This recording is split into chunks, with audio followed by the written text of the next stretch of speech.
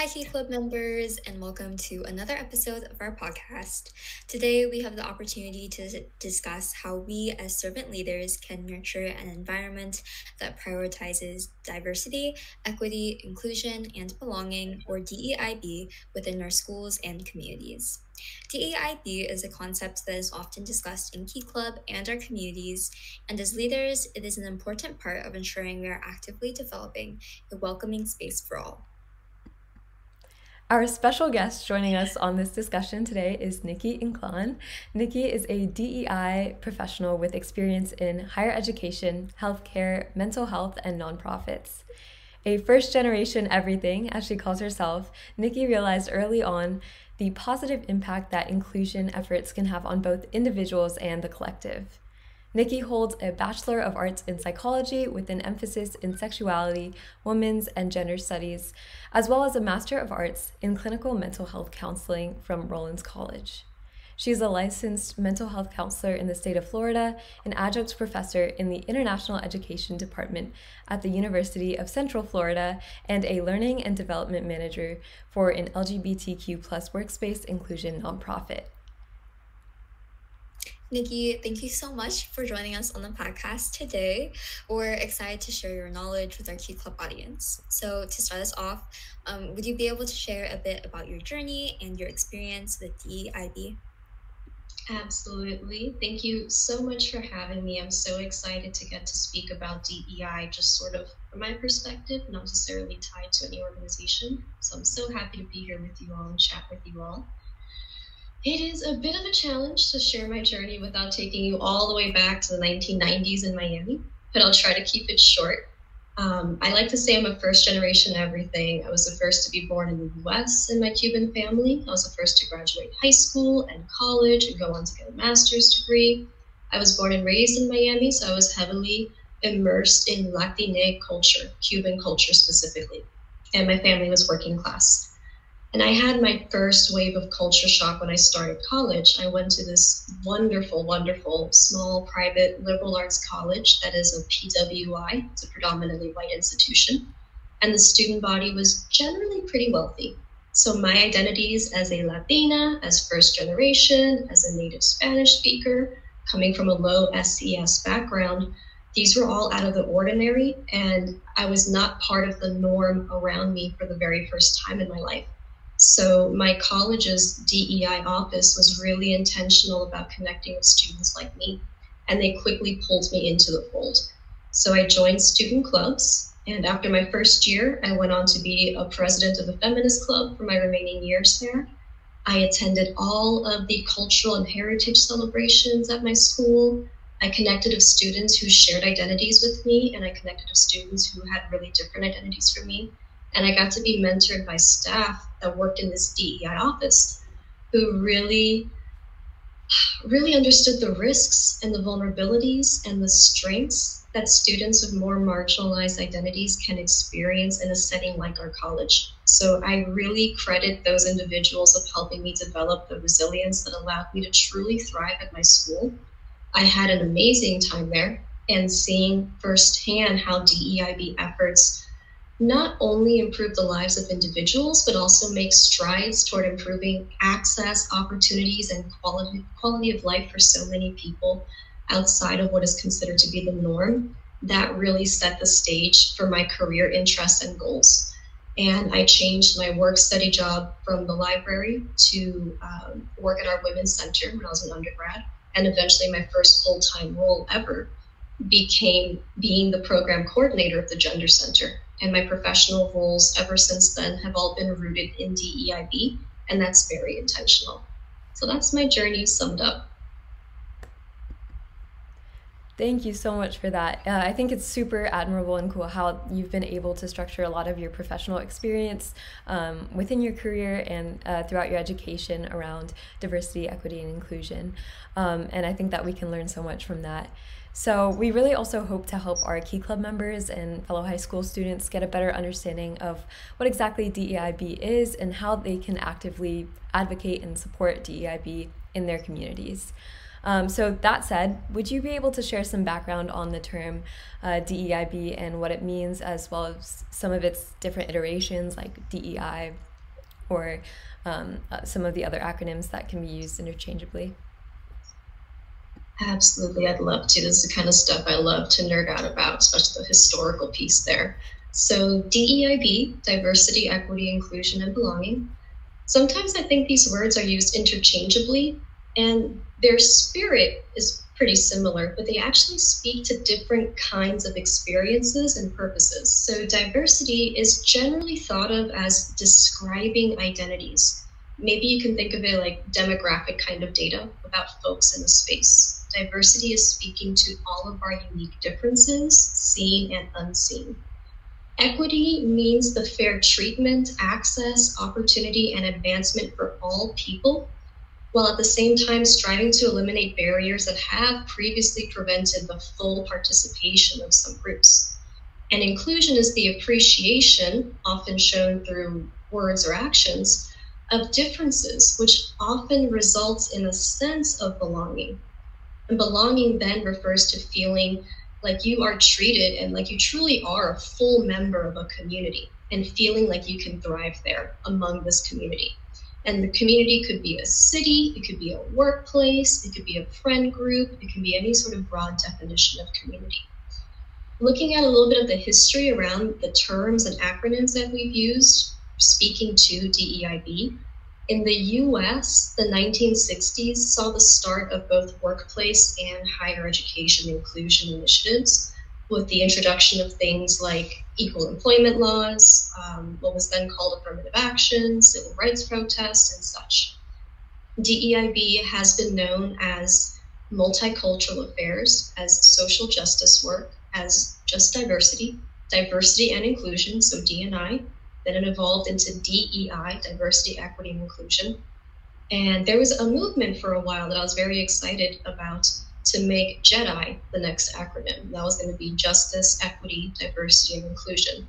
I think some pockets sort of grabbed on to JEDI, but it didn't really catch on fully. And now we are in what I call the DEIB era. So that's where we're at now. Thank you so much. That was fascinating to learn about the history of an acronym and just how it's changed over time. Like, I never knew anything about that. I've just always been familiar with DEIE before we started talking about DEIB with Ria and Ethan. So thank you so much for providing clarity on the term for our listeners. And before we discuss how members can actively support and advocate for DEIB, why is it so important to be knowledgeable about DEIB and to make an active effort to consider DEIB within our clubs and our schools? So I think DEIB applies to every single human. We all hold a multitude of identities. I was reading a research report recently that highlighted that even people with no marginalized identities still feel a pressure, still feel a need to cover parts of their identities at work, which I find really interesting. And I think that's telling that our DEIB efforts are definitely still needed. So DEIB initiatives, events, programs, education, all the ways you can engage with DEIB gives us all an opportunity to reflect on ourselves, on our history, on our lived experiences, our barriers, and our strengths. And engaging with DEIB is also going to expose us to the perspectives, the beliefs, the cultures of people different from us. To engage in this kind of self-reflection work early on in life, as early as middle or high school, is going to give us an advantage in our emotional intelligence, in our interpersonal relationships, and in our ability to be global citizens and understand the world better. So getting involved with DEI or DEIB work within the key clubs and schools benefits the self and the community, I think. Thank you so much for providing us with some more insight about the importance of DEIB and how it's such an integral part about our identities and the way that we interact with others throughout our lives as well. So as an organization, one of our core tenets is a dedication to community service, and it's also volunteerism. So we were curious to know if you have any insight on how we can serve our communities with diversity, equity, inclusion, and belonging in mind, and how students can make an active effort to improve DEIB in their clubs and within their communities? Gotcha. A combination of identifying what people are interested in and passionate about and seeing where that can align with community needs is a powerful way to build a commitment to community service and volunteerism. And the commitment piece is really important, right? I find that the personal connection makes a difference and it can be motivating. So to give an example, I live in Florida. I'm based in Orlando, Florida. And we have had a lot of issues the last few years around LGBTQ plus rights, in addition to so much more nationally that's been going on. So challenges to reproductive justice, to global conflicts with economic issues. And I see my college students who are international students really connecting with volunteers that pertain to their identities or to their allyship. So I see my students gathering in groups of both LGBTQ plus identifying and ally students to attend our Pride events, for example. Or I see them working together to partner with their local mosque to have an open house to share education during Ramadan. Or they're volunteering in schools to read to kids whose second or third or fourth language is English, just like my students. One former student of mine regularly volunteers at our downtown homeless shelter because he had to once as part of a class assignment. And he really enjoyed it. He really appreciated hearing people's stories and being able to be of help to someone else in some way. So finding that spark of passion, that purpose, is really helpful in finding the motivation that is really needed to commit to and invest in DEIB when it comes to clubs and communities. And identifying that passion area is really the first step. After that, I think we need to put on our historian hats and engage a little bit in understanding the backstory of our community, of our club, of our place of employment, what have you, and seek to understand whose voices and whose presence have historically been elevated in this community and what voices and identities have not had a platform in this community. And then start engaging in conversations with individuals to really understand what are some of the pressing needs. What is low-hanging fruit that can be addressed? How can, as a supporter, as a volunteer, how can you amplify the needs and the voices of people that are not being heard? So those are my 2 cents there. Wonderful. And at the end there, you were talking about working with individuals to really address what needs to be addressed. And so understanding that itself is a community effort, what do you think students can do to engage with adult faculty advisors and their fellow peers and others in an active effort to address DEIB? I think about this a lot, about how can we invite others to come along in their own DEI journey. I'm a huge learning nerd, so I keep an eye out for local speakers, for celebrations, for panels relating to DEI topics I care deeply about, as well as topics I don't know too much about. And then I invite friends and family to join me. So I share exciting books that I'm reading with the bookworms in my life. For example, right now I'm reading a book called Latino Land that explores the diversity within the Latin community, because we have so many different cultures and countries under this one umbrella of Latin or Hispanic or what have you. It's a great book. I'll invite movie lovers to go with me to see new social documentaries, like when I took my mom to go see this new documentary that came out last year called Everybody, about intersex people. Or I'll ask my friends who love to go on road trips to go with me to the next city over, maybe go with me to Tampa, let's say, to attend a presentation on the history of AAPI month and have dinner with me while we're there. So that's really about sharing resources and about communicating my passion. And if it feels comfortable, and it doesn't always feel comfortable, I think engaging in a bit of storytelling really helps engage people in active efforts to address DEI. So I personally share my story about coming out as pansexual as a way to build that personal connection and communicate why I'm so passionate about LGBTQ plus rights. What I want to be mindful of is when there is maybe a power difference, such as with an adult faculty advisor, I like to be sensitive to power dynamics there. And I never encourage people to push themselves to be vulnerable with others about their identities. But when or if it does feel comfortable to do, A combination of talking about research, data, and facts, as well as your personal storytelling, is really powerful in getting buy-in and helping others understand that caring about DEI related topics means caring about people, caring about their physical and mental safety, what they have access to, what they need, where they're being let down. We can't fix the world as individuals, but together we can make a huge difference. So I think trying to build that sense of, hey, we're all in it together. Let's figure out what you care about. Let's figure out what I care about and see where it can be of use to our local home, so to speak, can be helpful. Thank you so much for sharing about that.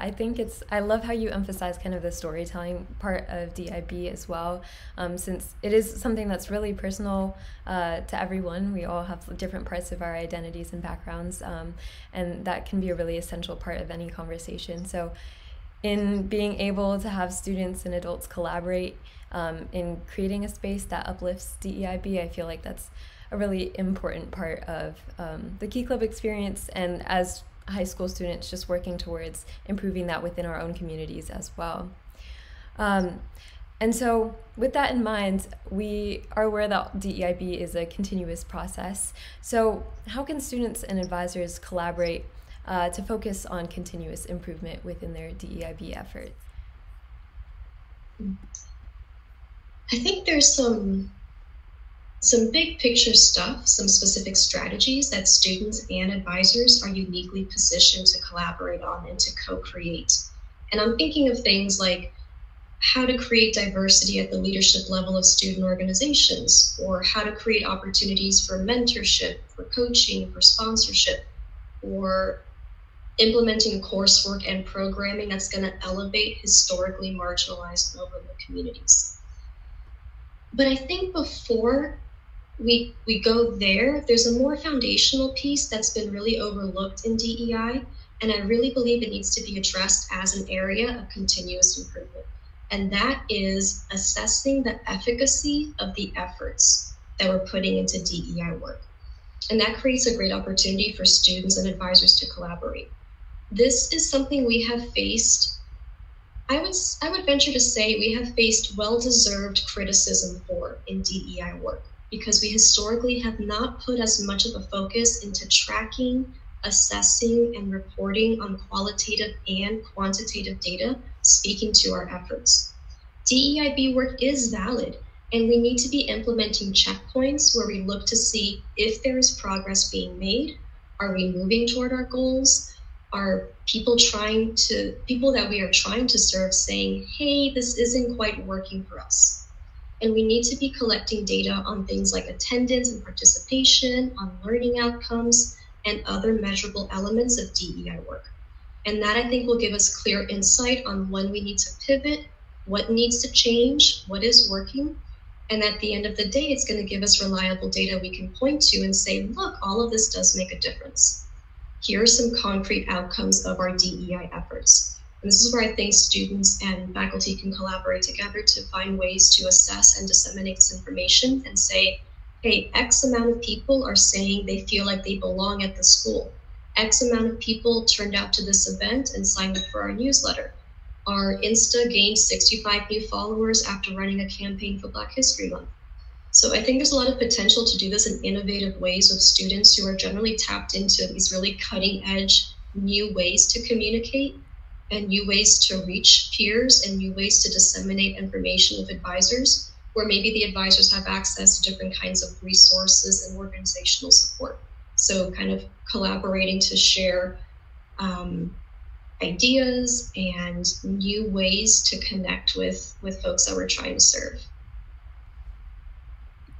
You make such an excellent point there, where there's this foundation we need to build first, and to make sure that our efforts are continuous and it's not just this one-time thing. Oh, we host this DEIB campaign and then it ends after that, but something that can make institutional changes within our local communities. So thank you so much, and we really appreciate all of your insights that you've shared so far today.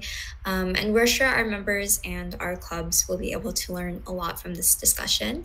So we have a final question. As high school students, that navigating and fostering diverse and inclusive spaces in our communities. Where can we look to learn more about this topic apart from listening to this podcast episode?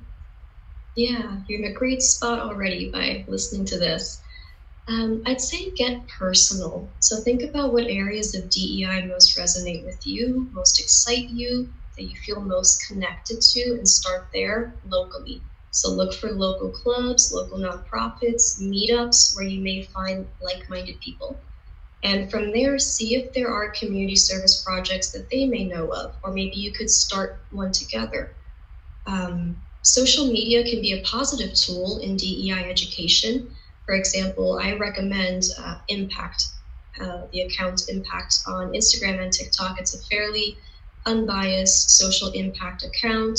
So when I find something like that I like on social media, I'll go through their following list and I'll see who else are they connecting with, whether other organizations or nonprofits or content creators are they following. And I have found some great content creators like that the algorithms, the almighty algorithms, didn't catch and recommend to me.